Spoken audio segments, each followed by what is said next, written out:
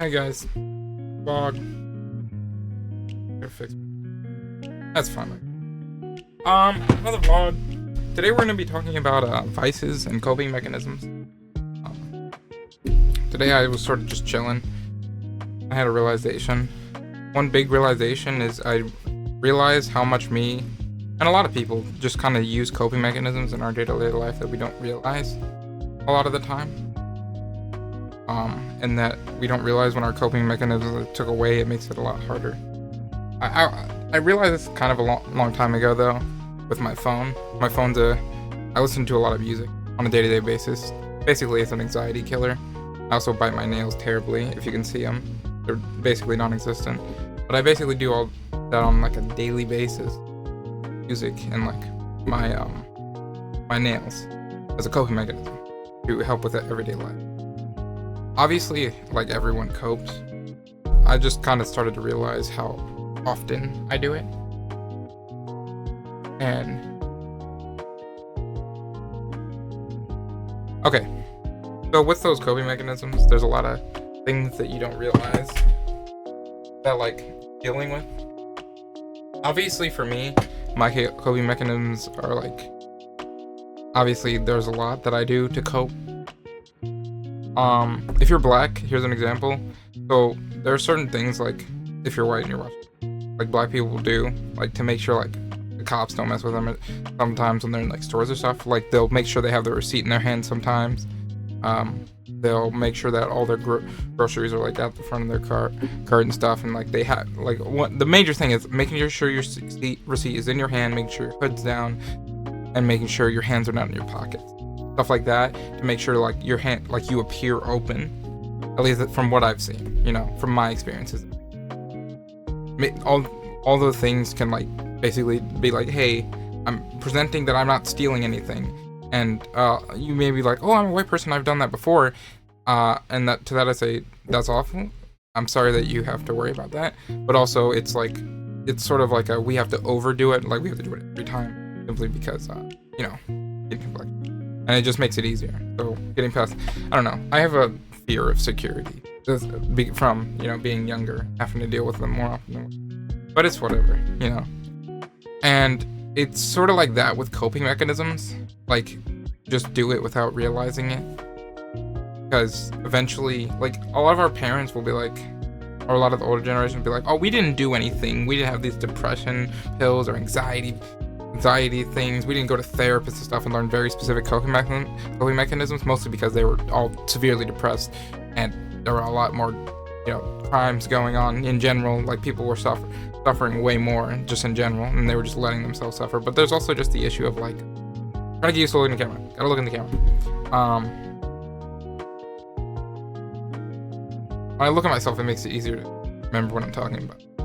Like I just see myself talking and like hear my voice easier, but it's like I'm talking to another person. It's just harder. And talking to other people is hard.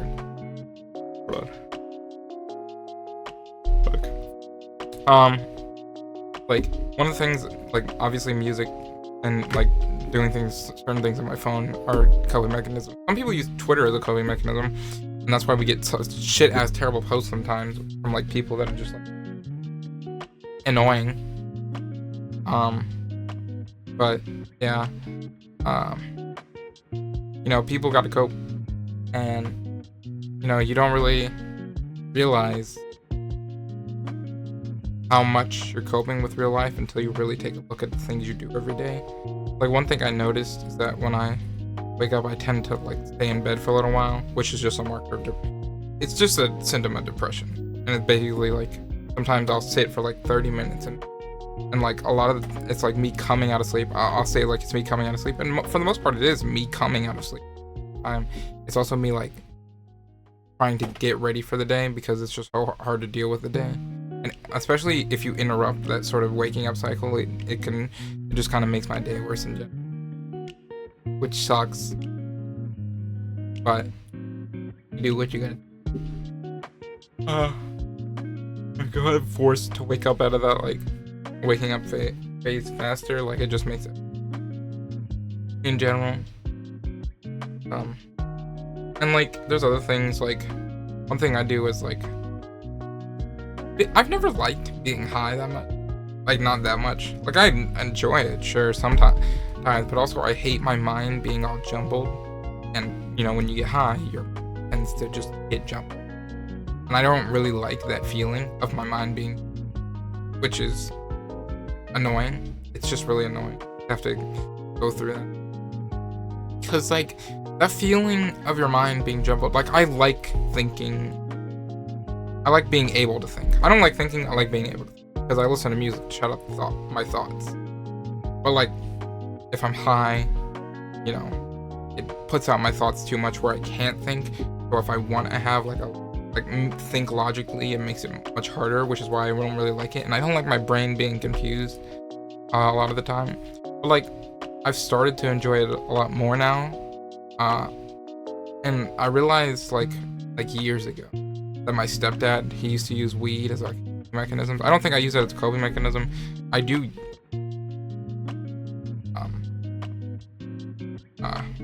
I have used it on occasion. I don't still use it. I have used it. And it's like seeing my stepdad and like even my real father, like they smoked it so often, especially a lot of old heads, like they smoked it a lot, and like a lot of the time they didn't realize that they were addicted to it and that they were using it to cope because they couldn't stand, like, without weed, my stepdad was like such an angry person, like all the time.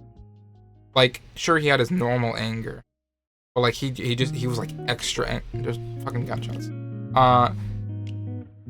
But like he was like extra angry. Like,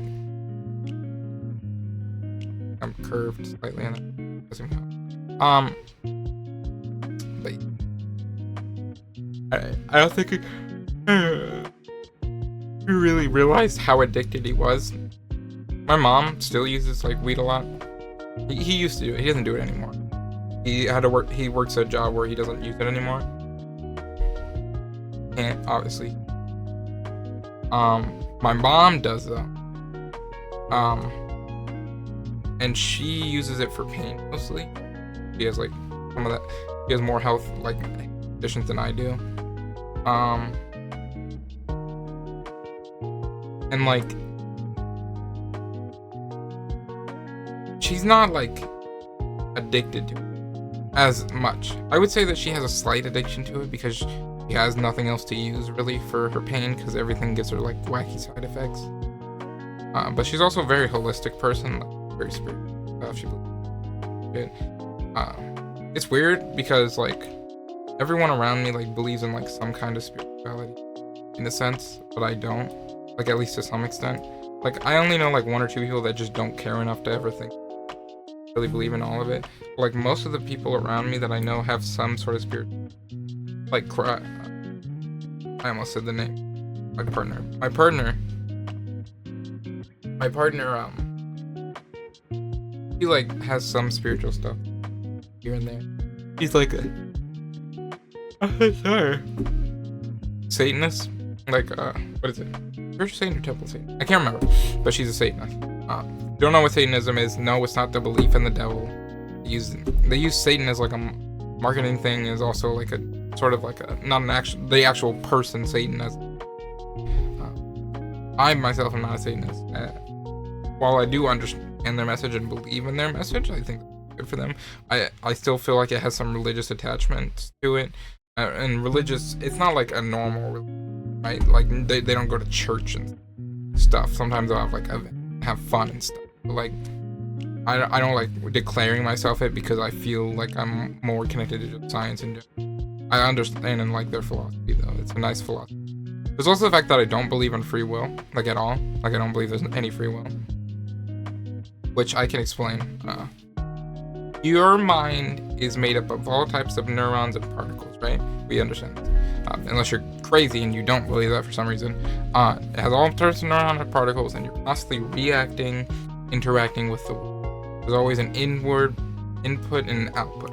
Same as a machine. You put something in a computer, you get something out. You know, normally something very specific, but with AI, and what made me think about this was learning about AI when I was younger. Or come up with this mainly. AI, we know, we're trying to teach it to basically become AGI, artificial general intelligence, where it has base level intelligence of a human being, where it can actually output an answer like on its own, essentially, where it figures stuff out. It's able to reason and like interpret and stuff like that, instead of just basic inputs and outputs. It's still doing a lot more input in that. But human beings have neurons and stuff. We react to the world around us. We have a bad experience with ice cream, even if we like the taste of ice cream, we normally will stay away from ice cream. Or our brains will make it taste gross to us. Like with depression, you'll have some symptoms, like you will stop tasting, or stop being able to smell and things like that. You'll start losing memories, stuff like that. Like your body will actually react to your depression, and your mind will create the hormones to like do that to your actual body, which is like insane, right? But here's my idea, or here's what I think about it. Like, I think that's obviously meant to happen because our body's just naturally reacting to the world around it, as it always does. I think our body, we have obviously our nature. Our nature is our genetics, things like what make up our physical body, but realistically, anything beyond what we're born with is just interactions with the world around us. Like, let's say you're a handsome person. You know, you're a handsome, girly guy, you look good. The world around you, obviously, a lot of it's going to come with nature, with like how you feel about yourself, but a lot of it's also going to come from interacting with the real world. Like, if people tell you you're beautiful your whole life, sometimes you won't believe that, because you'll see other things. Like, by interacting with other things, you'll deny it, because you've seen things like negative things about yourself, right? And you're seeing these things because like your brain is like, it's reasoning, right? Reasoning is like what people would call free will, but I don't think reasoning is like the actual essence of free will. I think the reasoning part is just your brain taking all your experiences together and trying to compile them into like your actual feelings around certain things. Like, let's say you try a popsicle 4 times, and 2 of the times you like it, 2 of the times you don't. With reasoning, you could say, well, the first 2 I got from a different place. That means that place just has better popsicles. Even though these may be the same popsicles, you may still, like, they could be the same brand and everything, but you got them from the other place. So reasoning will tell you in your mind, oh, I should just get the popsicle for that place. And then you go to the place where you got them that were good at, and your biases aren't confirmed, so your brain has an interaction with that new experience saying, I just don't like these popsicles anymore. They changed the recipe. Or you try to find a different reason. You know, the reasoning is just your mind trying to come up with like solutions, right? And solutions are just a bunch of neural pathways interacting with old memory and things you've already experienced. Like when you're learning to walk, you don't experience walking actually. Like you can't experience walking because you can't walk when you're originally on your legs when you're born. But it's natural for humans to be able to walk. We learn it quickly, and we learn it on our own pretty much. But sometimes you have help people standing up. Remember, a lot of kids, like some kids that like didn't originally, a lot of the stories at least, I don't know if it happens in real life, but like there's plenty of kids that like they walk on all 4s because like they didn't learn how to walk upright correctly. And that happens sometimes. Sometimes it's possible to not learn certain basic skills that we would see around us, and you would think that's natural. Like, humans have vocal cords. We have vocal cords. We have the ability to speak, right? We have the ability to make a bunch of noise.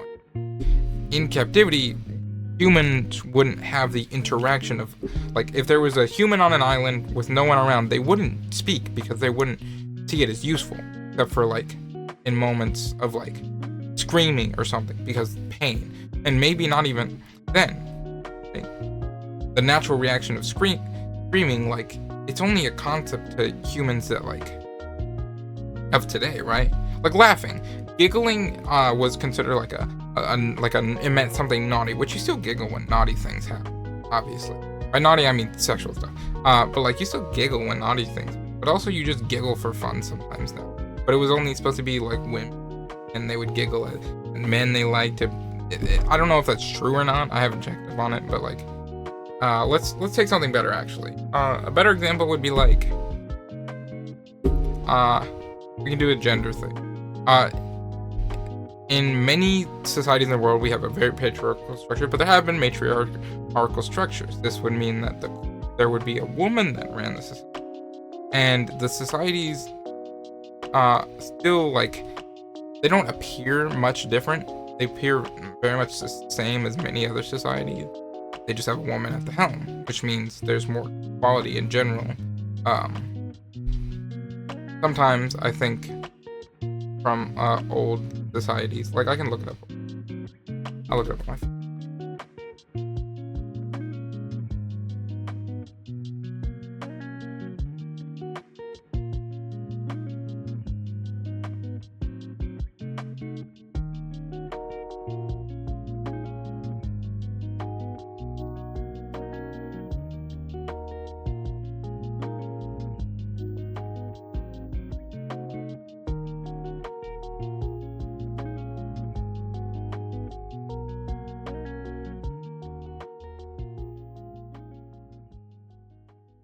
Anyways, but like obviously they would run pretty much similar to like there are currently matriarchal societies. We know if Kamala Harris becomes president of America, that would be a matriarchal run thing. Obviously, it's not going to be matriarchal run because we already have patriarchy in the system that makes men more like powerful, like just by existing as men in this society. But like it would be a matriarch, like generally running our society.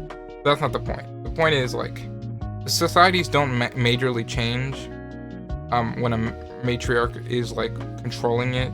It stays pretty much the same. I don't know about the full structure, but it's like there's a lot of things in our nature that we like build up around seeing other humans, like things like the point I was getting to is we build up a lot of things based on like society and all those things. We build them up based on things we see with other people and reasoning with other people and ourselves. That's why laws have to be made by multiple people, because reasoning has to be done by multiple brains based on different experiences, which again is why people need diverse situations. Now colleges have to be diverse. You want to know why colleges have to be diverse?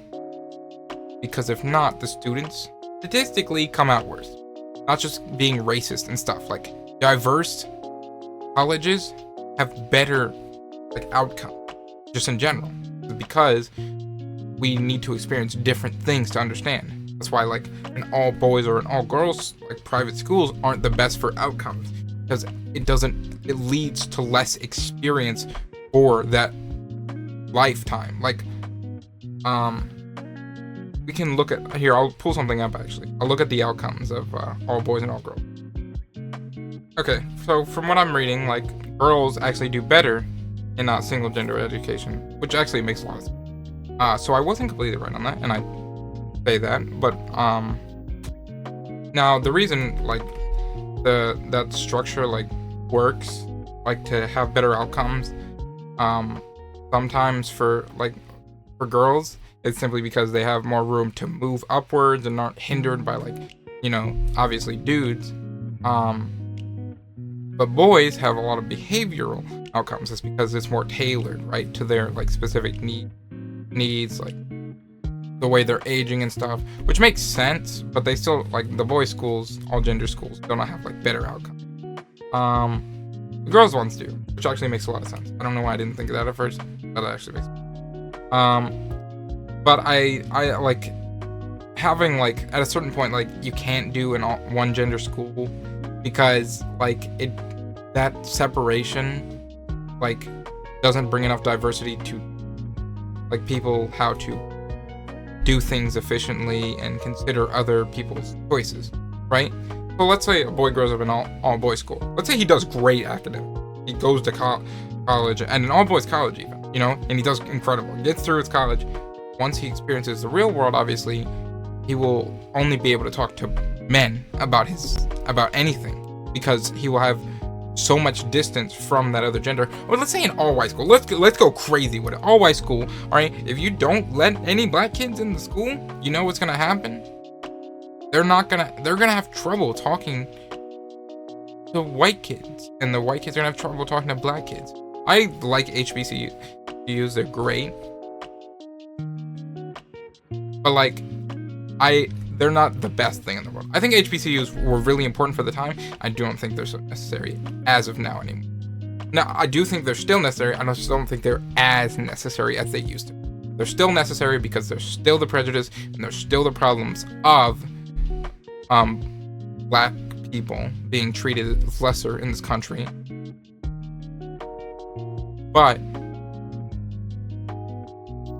I don't think it's as needed as it was. Obviously, it's still needed, though. I know I reiterated myself 5 times. I just want to make sure everyone understands. They are still needed. Society's still fucked it in America and super racist. But not needed as it used to be. And it does affect, like, actual separation in, like, the workplace and, like, the real world. And it just doesn't lead to, like, diverse outcomes in the long run. At least from what I understand. I may be wrong. Maybe it's better that way, but from educational outcomes from colleges, the more diverse the school is, the better the outcomes for kids, in general. It also means better outcomes for jobs, because jobs can be more diverse, meaning more people will learn. Again, there's certain things like hand sanitizer dispensers, they are not, like, the best with, like, darker skin tones, simply because they weren't tested on darker skin tone. Because there weren't any darker people to test on them when they came out. Now, if we diversified that field earlier on, there would have been more black people to be like, hey, we need to do this a different way, because obviously this method that we're using to do this doesn't work on our skin tone, or find a way that works on our skin tone, because this obviously won't work for our skin tone. It's just not gonna work as well. We need to find a way to, like, make this work efficiently, no matter the complexion of a person. And the reason, like, it works better on white people is simply because the skin is able to, like, push back more light to the sensor or whatever than, like, the darker skin is. But that's neither here nor there. That's an issue that will be solved someday, I hope. They've existed for so long. I mean, they've gotten better, but they're still not perfect. I'm light skinned and it still doesn't work on me. It's still, like, I still have a lot of trouble sometimes. But it's just like, I don't know. This was a huge yap sesh. It was a big one with a lot of random shit going on and a lot to say. I'm gonna post this one, even though I'm gonna edit out some parts. I'm gonna post this one. I'm sort of, like, talking about a lot here. If I got anything wrong, you can correct me, obviously, in the comments. Remember to like and subscribe. I love you and I appreciate you very much so. And I just have a lot to speak. I'm gonna keep making vlogs. It's been going well so far. I had a few days off. Getting back on to it every day. That's my ability. Thank you for watching. Love you.